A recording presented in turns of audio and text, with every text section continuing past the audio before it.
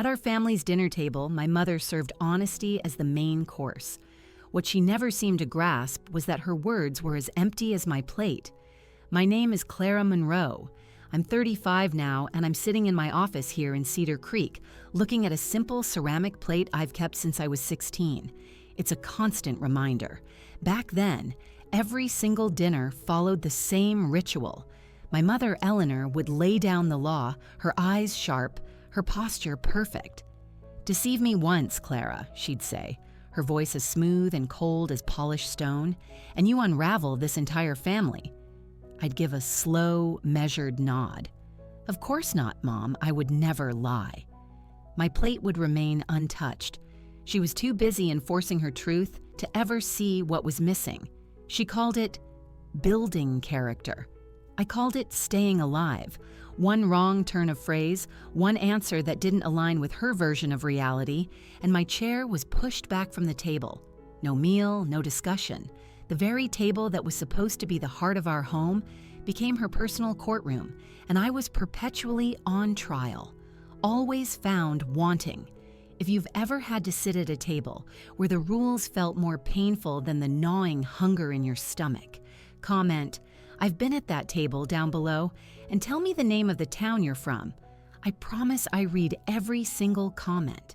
Make sure to hit that subscribe button because this story was nearly 2 decades in the making, and the real truth, the one I found at the end, is a world away from what she ever taught me. It all crystallized one sweltering summer evening in Cedar Creek. It was the kind of night where you leave the windows wide open, letting in the scent of cut grass and barbecue smoke from next door. My mother, Eleanor Monroe, pushed her chair away from the table and rose. In her hands, she held a simple spiral-bound notebook, brandishing it like it was a sacred text. "This," she announced, tapping its unassuming cover, "is the Ledger of Truth. From now on, Leo will write down anything Clara says that deviates from my established truth. One infraction, one meal forfeited." My little brother, Leo Monroe, who was 8 years old and a jumble of skinny arms and nervous tics, glanced up from his plate of macaroni and cheese. His brand new handheld video game sat next to his plate, a shiny reward for his new role as the family's integrity officer. My dad wasn't back from work yet. He was across town teaching a summer ethics course at the prestigious prep school. That particular night, Eleanor made me stand beside the refrigerator as she ate. "Recite your day," she commanded. I walked her through it. My shift shelving books at the library, the household chores I'd completed, the phone conversation with my best friend, Sarah. All the while, Leo scribbled dutifully in the ledger. When I was done, Eleanor took the notebook and scanned his notes, her face a mask of concentration. "You claim you wiped down the counters," she said, her voice flat. "Leo's entry states you only did the island and the sink area." I started to explain that I'd been interrupted, that I was going to finish, but she simply raised a hand, silencing me. 3 days, Clara. Water only. The next morning, I woke up to the smell of sizzling sausage. Leo was at the table, his cheeks stuffed with pancakes. Mom poured him a tall glass of orange juice into his favorite cartoon-themed cup. Then she slid a glass of tap water to my spot at the table. "Drink," she said without looking at me. I did. My stomach let out a hollow growl, a sound so loud it seemed to bounce off the kitchen cabinets. She didn't even blink. By the second day, the hunger wasn't a dull ache anymore. It was a sharp, biting thing. I found myself moving in slow motion as if I were wading through thick honey. Leo was on the living room couch, his video game forgotten in his lap. He was just watching me. "Are you all right?" he whispered, his voice small, when Eleanor stepped onto the porch to check on her rose bushes. I just nodded, not trusting my voice. He immediately looked away, his face tight with a guilt he was too young to understand. Later that afternoon, Mom found me just staring at the glass cookie jar on the counter, where the chocolate chip cookies she'd baked were piled. "Eyes on your studies, Clara," she snapped from the doorway. She opened the ledger, made a quick, angry notation, and shut it with a definitive thud. I saw Leo glance at me from the corner of his eye before his gaze fell to the floor. That night, desperate, I tried to sneak a single saltine cracker from the pantry. The old floorboard under the rug groaned in protest. In an instant, Eleanor was there, a silhouette in the dark doorway, her arms crossed over her chest. "Add a day," she told Leo, her voice cold. He hesitated, his pencil hovering over the page. Her stare was a physical force, pressing down on him until he scribbled it down. 4 days now. On day 3, I could barely stand up straight. The whole kitchen seemed to tilt and spin as I reached for a box of cereal on the highest shelf for Leo. My fingers just brushed the edge of the cardboard. Then the world went sideways. I heard the box clatter on the tile floor, a soft thud as it hit my shoulder, and then just silence. I regained consciousness on the floor, my cheek pressed against the cool, smooth linoleum. Leo was frozen by the table, a spoonful of cereal halfway to his open mouth. Eleanor stepped right over my body, her movements precise and careful not to make contact. She picked up the cereal box, placed it neatly back on the shelf, and then poured more milk into Leo's bowl. "Finish your breakfast, dear," she said to him. "Clara is just learning a valuable lesson." I managed to push myself up on trembling arms. My voice was a dry crackle. I didn't lie. She didn't even turn around. The ledger tells a different story. Leo's eyes met mine for a fleeting, terrified second, and then they dropped back to his bowl. When my father, Robert, finally got home that evening, Eleanor greeted him with a perfect smile and a light kiss on the cheek. "Clara is doing a fast for clarity," she explained smoothly. He frowned, a flicker of concern crossing his face, but he didn't challenge her. Leo remained utterly silent, clutching his video game like a shield. I sat at the dinner table, the empty space before me a gaping hole, my water glass sweating onto the wood. The ledger lay closed between my mother and me, a silent, loaded weapon. My sophomore year of high school, I found myself standing in front of my father's class at the prep school. Robert Monroe, my dad, had managed to pull some strings to get me into his Advanced Ethics 101 seminar as an unenrolled guest speaker. The topic he'd assigned me? The nature of trustworthiness. I gripped the edges of my note cards, my knees locked tight to stop them from shaking. The classroom had that distinct smell of chalk dust, floor wax, and old paper. 22 seniors stared back at me, their faces ranging from bored to vaguely curious. Dad leaned against the front of his big wooden desk, arms folded, giving me a small, encouraging nod. I started off with more confidence than I felt. "Trust begins," I said, my voice sounding strangely high and thin, when a person's words are consistently matched by their actions. By then, the hunger had become a kind of permanent background static in my life, a dull hum that vibrated beneath everything I did. About halfway through my presentation, the typed words on my note card started to swim and blur together. I blinked, trying to clear my vision. I blinked again and again. "For example," I stammered, "if an individual consistently says that honesty is the most important value." The podium suddenly felt like it was a mile high. I leaned on it for support. I saw my dad's brow crease with concern. "Clara?" he asked, his voice cutting through the fog in my head. I tried to form a response, to tell him I was okay, but the room was tilting dramatically. The note card slipped from my grasp and fluttered to the ground like a flock of startled birds.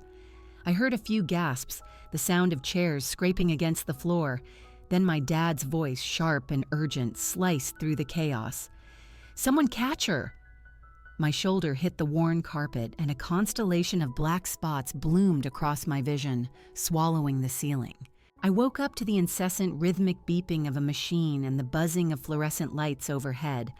I was in the school nurse's office. Dad was sitting in a chair beside me, his tie loosened, his face ashen. "Why didn't you tell me you hadn't been eating?" he whispered, his voice rough with emotion. The school nurse was hovering nearby, taking my pulse with a cool efficiency. I opened my mouth to try and explain the unexplainable, But just then, the door burst open and my mother swept in, her purse swinging. "She's just overwhelmed with her studies," Eleanor declared to the room, her voice loud and certain. "I've warned her about pushing herself too hard." Dad stood up, his chair scraping loudly. "Eleanor." She collapsed in the middle of my classroom. My mother's eyes flicked to the nurse, a calculated assessment, and then back to my father. "Exactly my point. It's stress. We will handle this at home." She came over and smoothed my hair back from my forehead, a gesture of maternal concern that was entirely for show. The nurse frowned, but she kept her silence. That afternoon, the headmaster called Dad into his office. A parent had lodged a formal complaint. How could a teacher whose own child faints from stress in his classroom be expected to manage a room full of students? They suspended him, pending a full investigation. Dad came home early, slamming his briefcase down on the kitchen counter with a bang that made me jump. Eleanor met him in the hallway, her voice low and soothing. "This is manageable, Robert. We just need to present a united front." He rubbed his temples, his shoulders slumped in defeat. "She needs to eat, Eleanor." Her smile was tight, a thin line. "She needs discipline, Robert. You've always been too soft on her." From the top of the stairs, I saw Leo peeking through the banister, his eyes wide with fear. Dad didn't even see him. The next morning, for the first time in months, Dad drove me to school himself. There was no ledger check, no recitation of my previous day's activities, no water-only rule. In the school parking lot, he wordlessly handed me a granola bar. "Eat," he said, his voice quiet but firm. I tore the wrapper open with my teeth, my hands shaking. Before we even got to the front doors of the school, my mother called. He answered on speakerphone. "Robert, the headmaster wants to see us. Bring Clara." We sat on stiff, uncomfortable chairs outside the headmaster's office. Eleanor arrived a few minutes later, her heels clicking an assertive rhythm on the polished floor.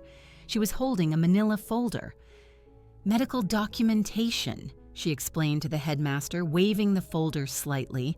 Inside was a note from a doctor she'd seen alone, claiming I suffered from spontaneous hypoglycemic episodes, exacerbated by a habit of skipping breakfast to study. I saw my dad's jaw clench. The headmaster read the note and gave a satisfied nod. Suspension lifted. "But Robert," he added, "please try to keep your family issues out of the classroom." Dad taught for the rest of that week under a suffocating cloud. Students whispered in the halls. One girl asked me if I was part of some kind of hunger strike. Eleanor started picking me up from school early each day, the truth ledger sitting ominously in her lap on the passenger seat. "You see," she said to me one afternoon, her voice laced with false sympathy, "your little stunt almost cost your father his career." I just stared out the passenger window. The granola bar felt like a lead weight in my stomach, a small secret act of rebellion. By Friday, Dad had stopped asking questions. He sat at the kitchen table, grading papers, his face grim, while Eleanor quizzed Leo about my supposed transgressions of the day. The suspension letter stayed pinned to the refrigerator for a week, a stark reminder of who held the power. Trust, I was learning, had nothing to do with the truth. It was about who had the power to write the story. I woke to the sterile beeping of monitors and the sharp sting of an IV needle in the back of my hand. The fluorescent lights of the hospital room hummed aggressively overhead. A man in a white coat, Dr. Alan Shapiro, stood at the foot of my bed, a clipboard in his hand. 78 pounds, he said, his voice low and serious. Severe malnutrition and chronic dehydration. We're going to need to keep you here for observation. My mother sat in the visitor's chair, clutching a wad of tissues she never actually used. My father was pacing the hallway just outside the glass door, barred from entering after Eleanor had claimed his presence was agitating me. I tried to push myself up, but my arms felt like they were made of wet sand. Eleanor squeezed my hand, her grip surprisingly strong. "Just rest, sweetheart," she whispered, her voice a perfect imitation of concern. Later that afternoon, a woman named Diana Finch from Child Protective Services arrived. She wore a no-nonsense navy blazer and carried a leather portfolio. Eleanor spoke first, launching into a well-rehearsed monologue. Robert is a wonderful man, but he teaches ethics at school and then comes home and tells Clara it's okay to hide things from her mother. It's a constant battle. Diana Finch turned to my dad in the hallway. He opened his mouth to speak, but Eleanor cut in, her voice rising with practiced emotion. He encouraged her to keep secrets, to lie about completing her chores. I was at my wit's end. Dr. Shapiro quietly pulled Miss Finch aside. "This isn't teenage stress," I heard him murmur. "This is prolonged, systematic caloric restriction." Eleanor's eyes immediately welled with tears, right on cue. "I cook her 3 balanced meals a day. She's a picky eater. She refuses to eat." My father's face flushed a deep red. "Eleanor, stop this." "Miss." Finch was taking meticulous notes. "We will need formal statements from everyone." Eleanor produced a folder filled with printouts, a detailed log of my supposed refusals to eat, all dated and signed by her. My dad had nothing but his own word. The doctor ordered IV fluids, a strict nutrition plan, and round-the-clock monitoring. Eleanor nodded at every instruction as if she had been advocating for this all along. By evening, Miss Finch had made her initial determination. "Clara will be transferred to a residential recovery center for evaluation and monitoring. Robert, you are to have no contact until you are cleared by our department." Dad's voice cracked. "She's my daughter." Miss Finch just shook her head, her expression unreadable. "The nature of the allegations requires a temporary separation." They wheeled me out on a gurney at dawn. Eleanor rode in the front of the transport van, making cheerful small talk with the driver about the local football team's prospects for the season. My dad stood alone in the hospital parking lot, his hands shoved deep into his pockets, looking small and lost. As the van pulled away, I pressed my palm against the cool glass of the back window. He didn't wave back. The center was 40 minutes south of the city, a low brick building surrounded by cornfields and faded billboards. The staff were kind but methodical, checking my vital signs every hour. Meals arrived on plastic trays: oatmeal, grilled chicken, sliced apples, milk. I ate every bite, slowly, cautiously, half afraid it would all be taken away. Eleanor visited once, a supervised session in a sterile conference room. "See how peaceful this is?" she said, gesturing around the room, away from all the distractions at home. She met with my counselors alone, and I would strain to hear snippets of their conversations through the door. "Robert undermines all my rules. Clara has learned to be manipulative from him." The counselors asked her questions, and she answered every one with a smooth, practiced ease. My dad called the front desk every single day, and every day they turned him away, citing the no-contact order. Miss Finch sent a mountain of paperwork, custody evaluation forms, psychological report requests. Eleanor filled out her sections with a highlighter, making notes in the margins. Clara thrives with firm structure. She left all the sections about my eating habits and weight loss completely blank. One night, a kind nurse with warm hands weighed me. 82 pounds, she said, smiling. "That's wonderful progress." During her next visit, Eleanor smiled for the benefit of my chart. "I told you all she needed was a little rest." She didn't see me later that night, hiding a packet of saltine crackers under my pillow just in case. As my discharge date neared, Miss Finch scheduled a home visit to our house. Eleanor prepped for it like she was staging a play, restocking the pantry, buying new placemats, and arranging fresh flowers on the counter. Dad was still barred from the house. I just stared out the window of the center at the tall chain-link fence, counting the days until I had to go back. Sundays at the center were visiting days, conducted through the chain-link fence of the recreation yard. Leo would pedal up on his scuffed red bicycle, his helmet crooked, clutching a rumpled brown paper bag. Eleanor always stood about 10 feet back, her arms crossed, pretending to be absorbed in a magazine she held. He'd wait for the exact moment she looked away. Then he scurried to the fence and slipped a smaller, well-worn notebook through the diamond-shaped gaps. "Mom's real one," he whispered, his eyes wide. I quickly tucked it under the thick fabric of my sweatshirt. His eyes darted back toward our mother. "She makes me rehearse what to say to the counselors." Later, alone in my room, I opened it. Inside, page after page was filled with Eleanor's sharp, slanted handwriting in blue ink. "Tell Diana Dad said it's fine to bend the rules."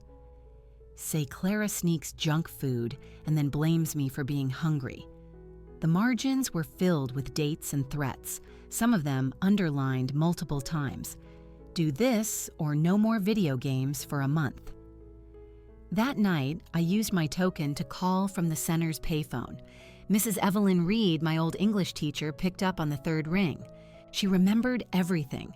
She still had the audio file from my dad's ethics class, the one she'd recorded for a student who was absent, the one that captured my voice faltering and the final thud of my collapse. "Send it to me," I said, my voice low. She emailed the audio file to the public computer in the center's library. Eleanor called every evening just after dinner. The staff, thinking it was good for my recovery, let me take the calls in a small private office down the hall. I'd press the record button on the cheap flip phone I'd been allowed to have, keeping the volume as low as possible. One call was the jackpot. "Leo is going to tell them you exaggerate for attention," she coached, her voice patient and instructive. "And be sure to mention your father's leniency. It's for the good of the family. Click Saved." I painstakingly copied the audio files onto 3 separate flash drives. I hid one in the heel of my sock, taped another inside the spine of the secret ledger, and mailed the third to Mrs. Reed with a simple note: "Hold on to this for me." Leo confirmed the script during his next Sunday visit. "She quizzes me in the car on the way here," he confessed, kicking at the dirt. "If I get a word wrong, no TV for a week." The staff, meanwhile, were thrilled with my progress. I was up to 89 pounds. They praised my commitment. Eleanor would smile sweetly during our supervised check-ins, then pull the counselors aside afterward. "Clara has always been dramatic," she'd repeat, "a broken record of lies. Robert just enables it." The real ledger stayed buried at the bottom of my laundry bag, a ticking time bomb. Dad started sending letters, rooted through Miss Finch. "I'm fighting to bring you home, Clara. I love you." Eleanor intercepted one and read it aloud to me during a visit, her voice dripping with mockery. "See? He's admitting his weakness." I recorded that, too. My discharge date was set. Ms. Finch scheduled final interviews. I watched from my window as Eleanor rehearsed with Leo in the parking lot below. He nodded his head like a little puppet. I clutched the flash drives in my hand. My evidence was stacked and ready, my own personal armor. The day of the hearing arrived. We were in a dim wood-paneled room at the County Juvenile Center. Eleanor wore a crisp navy suit, her hair pinned back flawlessly. She took the stand first, a portrait of maternal concern. "I simply enforced accountability," she declared, her voice ringing with sincerity. "My husband, Robert, encouraged leniency and deceit." Marcus Thorne, my dad's attorney, was calm and composed. He asked the clerk to play the audio from the classroom. My own voice filled the silent room, slurring and weak. "Mom says I lie," followed by the sickening thud. Eleanor shifted in her seat. "That's taken completely out of context," she protested. Thorne then had the real ledger placed on an overhead projector. The pages fluttered as he turned them. Her handwriting, angry and sharp, glowed on the screen. "Coach Leo to blame Dad." She leaned forward, gripping the edge of the witness box. "Those are my private family notes." The judge, a woman with tired eyes, simply arched an eyebrow. Thorne then pressed play on the next piece of evidence. Eleanor's voice, crisp and clear from the phone recording. "You must say that Robert allows you to bend the rules." She gripped the railing, her knuckles white. "I meant that as guidance," she snapped. Diana Finch from CPS testified next. Our initial reports pointed toward potential neglect from the father, but the evidence that Ms. Monroe provided reversed that conclusion entirely. Eleanor's lawyer jumped to his feet. "Objection!" "Overruled," the judge said flatly. Leo sat in a chair that was too big for him in the witness room, waiting. When it was his turn, he looked so small. Thorne's voice was gentle. "Leo, who wrote this?" He pointed to the notebook entry projected on the screen. The boy swallowed hard. "Mom did." A wave of gasps and murmurs went through the small gallery. Eleanor shot to her feet. "He's confused. He's mistaken." A bailiff placed a warning hand on her shoulder. Thorne continued. "Can you explain the threats, Leo?" My brother's voice was barely a whisper. "No more games if I didn't say what she wrote." The judge leaned forward, looking directly at my mother. "Mrs. Monroe, your statements are in direct conflict with the evidence presented." Eleanor's face flushed a blotchy red. "I was protecting my son," she cried, the tears finally real. "I was protecting my family." Marcus Thorne rested his case. The closing arguments were short. The judge's ruling was swift and absolute. Eleanor Monroe is to vacate the residence by tonight. Contact with the children will be supervised only. A mandatory psychiatric evaluation and treatment program is ordered for a minimum of 2 years. Eleanor seemed to collapse into her seat, all the fight gone out of her. My dad let out a long, shuddering breath he'd been holding for years. Leo grabbed my sleeve and held on tight. A gavel struck wood. Order had, at last, been restored. The night Eleanor left, Dad drove the minivan away from the house on Mason Street. It was packed to the gills with cardboard boxes and overstuffed trash bags. As we turned the corner, I saw the lights on in our old house, a warm glow that felt like a lie. Leo had his face pressed against the rear window, watching it disappear. I stared straight ahead. Our new apartment was above a bakery on Walnut Street. It had 2 small bedrooms, peeling linoleum floors, and a radiator that clanked and hissed like a living thing. Dad insisted on carrying the heaviest boxes up the 3 flights of narrow stairs. Leo immediately claimed the top bunk bed. I took the small room with the window that looked out onto the back alley.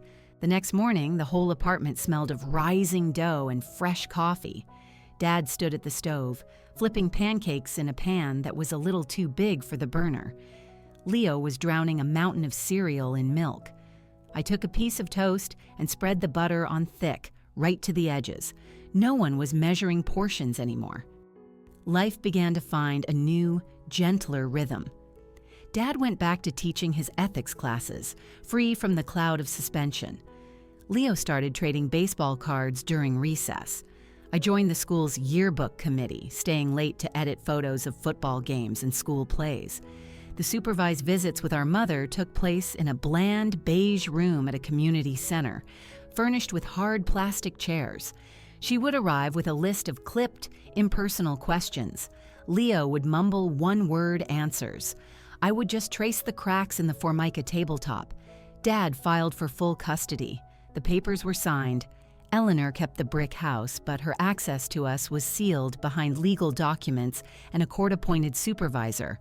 About 6 months after we moved, a plain white envelope appeared under our apartment door. I recognized Eleanor's looping, elegant handwriting immediately. "My treatment is progressing," it read. "I see now where I made mistakes. Let's find a way to mend our family." I carried the letter into the kitchen. Dad was stirring a pot of spaghetti sauce on the stove. Leo was on the living room floor building an elaborate tower out of Lego bricks. I slipped into the tiny bathroom and locked the door. I struck one of the long matches we kept on the back of the toilet. I held the flame to the corner of the letter. The paper's edges blackened, curling inward like a dying leaf. "There is no mending this," I whispered as the fire consumed her words. I dropped the smoldering remains into the toilet bowl and flushed them away. A moment later, Dad tapped gently on the door. "Everything okay in there, Clara?" I opened the door, my face calm. "Yeah, Dad, just tidying up." He ruffled my hair. a gesture he hadn't used in years, and went back to making dinner. Laughter started to echo against our thin apartment walls. 17 years later, I'm still here in Cedar Creek.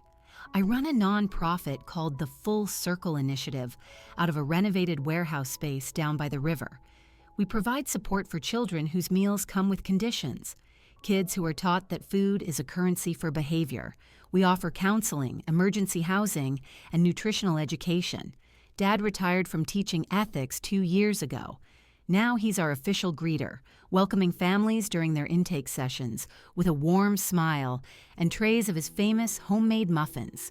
Leo manages a youth sports league downtown, coaching soccer for kids who once sat in silence at tense dinner tables, just like he did. Eleanor completed her court-ordered therapy years ago. She lives by herself in a modest apartment on the west side of town.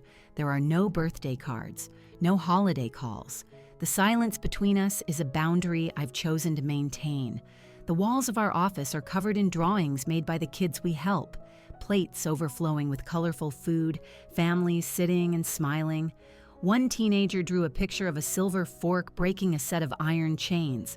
It's framed and hangs right above our reception desk. Our funding comes in waves. Local grants help cover our rent. Community potlucks fund therapy sessions. Pre-season Packers charity auctions provide school supplies and clothing for the foster homes we partner with. Last quarter, a 12-year-old girl was brought to us weighing just 70 pounds. Her legal guardian had been withholding meals as punishment for having an attitude. We worked with CPS to secure temporary emergency custody within hours. 2 months later, she'd gained 15 pounds. The first thing to come back was her smile. I lead workshops in middle schools, creating a space where students can share their stories on anonymous note cards. The most common thread is always the same: food being used as a tool for control. At the end, we hand out resource cards with numbers for hotlines, shelters, and legal aid. Dad now facilitates a support group for parents on Wednesday nights. Some are former offenders who attend voluntarily, learning how to set boundaries without resorting to manipulation.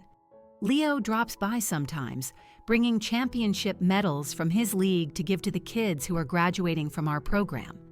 One of our recent cases involved twin brothers whose mother would lock the pantry for days at a time. Through court intervention, they now live with their grandparents, where the plates are always full. I speak at national conferences now, and during the QA, someone always asks about forgiveness. My answer is always the same. I don't focus on forgiveness. I focus on moving forward. The core of my message is this: the greatest power you have is choosing your own table. If someone in your life weaponizes your sustenance, your security, your love, you have to walk away. Build your own table. Build your own family. Healing is not a straight line. Sometimes the bright lights and endless choices of a grocery store aisle can still stir up old anxieties. I just take a deep breath and I pick out the apples anyway. Our volunteers are a mix of survivors and allies.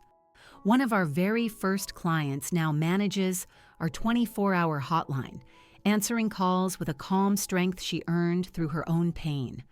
Our annual fundraising gala brings in over $30,000. It's attended by judges, therapists, and even a retired Diana Finch, who still supports our work. Dad's muffins always sell out within the first hour. Leo auctions off signed jerseys. I always close the night with the numbers that matter, a 98% stability rate for our placements.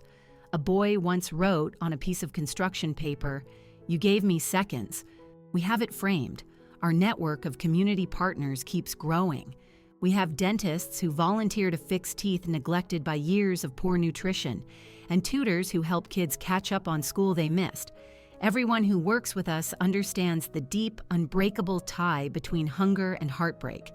I mentor teenagers who are preparing to age out of the foster system, teaching them how to budget, how to cook for themselves, how to advocate for their own needs.